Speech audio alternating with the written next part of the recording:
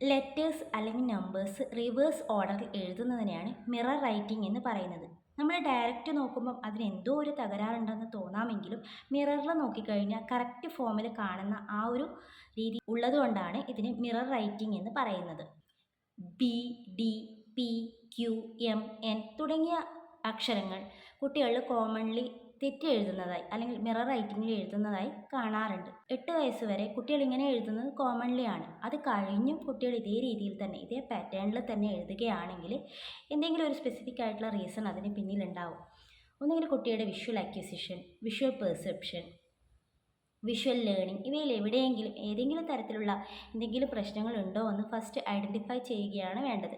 മികച്ച രീതിയിൽ ട്രെയിനിങ് കൊടുത്തു കഴിഞ്ഞാൽ മിറർ റൈറ്റിങ്ങിന് ഒരു പരിധിവരെ പരിഹാരമുണ്ട്. മിറർ റൈറ്റിംഗ് ഒഴിവാക്കാൻ വേണ്ടിയിട്ട് നമുക്ക് ചെയ്യാൻ പറ്റുന്നത് എന്താണെന്ന് വെച്ചിട്ടുണ്ടെങ്കിൽ നമ്മൾ ലെറ്റേഴ്സ് പഠിപ്പിക്കുമ്പോൾ കറക്റ്റ് ഓർഡറിൽ തന്നെ പഠിപ്പിക്കണം എന്നില്ല. ഏറ്റവും ഈസിയുള്ള അക്ഷരങ്ങൾ ആദ്യം പഠിപ്പിക്കുക.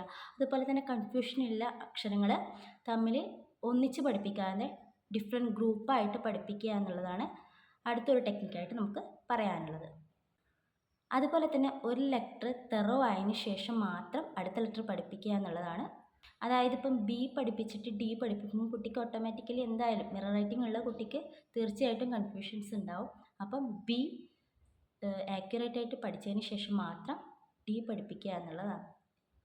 അതുപോലെ തന്നെ മൾട്ടി സെൻസറി അപ്രോച്ച് യൂസ് ചെയ്തുകൊണ്ട് നമുക്ക് കുട്ടികളെ ട്രെയിൻ ചെയ്ത് കൊണ്ടുവന്നാൽ മിറർ റൈറ്റിങ്ങിന് ഒരു പരിധിവരെ നല്ല മാറ്റം ഉണ്ടാവാറുണ്ട്. അതായത് ഫ്ലാഷ് കാർഡ്, അതുപോലെ തന്നെ സെൻസറി ആയിട്ടുള്ള മെറ്റീരിയൽസ്, ബ്ലാക്ക് ബോർഡ്, ചാർട്ട്, അങ്ങനെ ഡിഫറെൻ്റ് ആയിട്ടുള്ള ഏരിയാസ് അല്ലെങ്കിൽ ഡിഫറെൻ്റ് ആയിട്ടുള്ള മെത്തേഡ്സ് ഉപയോഗിച്ചുകൊണ്ട് മൾട്ടി സെൻസറി അപ്രോച്ചിലൂടെ കുട്ടികളെ അക്ഷരങ്ങൾ പഠിപ്പിക്കുമ്പോൾ കുട്ടിക്ക് ആ ഒരു കൺഫ്യൂഷൻസ് കുറയാനും അതുകൊണ്ട് തന്നെ മിറർ റൈറ്റിംഗ് കുറയാനും കാരണമാവാം. അതുപോലെ തന്നെ ഇപ്പോൾ നമ്മൾ കുട്ടിക്ക് കൺഫ്യൂഷൻസ് ഉണ്ടാവുന്ന ലെറ്റേഴ്സ് പഠിപ്പിക്കുന്ന സമയത്ത് വിത്ത് എക്സാമ്പിൾ വെച്ച് പഠിപ്പിക്കുക. അതായത് ഇപ്പം ബോൾ എന്ന് ബി ആണ് നമ്മൾ പഠിപ്പിക്കുന്നതെങ്കിൽ അതിൻ്റെ കൂടെ ബി ഫോർ ബോൾ, കറക്റ്റ് ആ ഒരു പ്രൊനൗൺസിയേഷനും അതുപോലെ തന്നെ അത് നമ്മൾ പിക്ചറൈസ് ചെയ്ത് കാണിച്ചുകൊണ്ട് കുട്ടീനെ ട്രെയിൻ ചെയ്യിക്കുക എന്നുള്ളതാണ്. അതുപോലെ തന്നെ ഡി ഫോർ ഡോഗ് എന്ന രീതിയിൽ ട്രെയിൻ ചെയ്ത് കൊണ്ടുവരാം.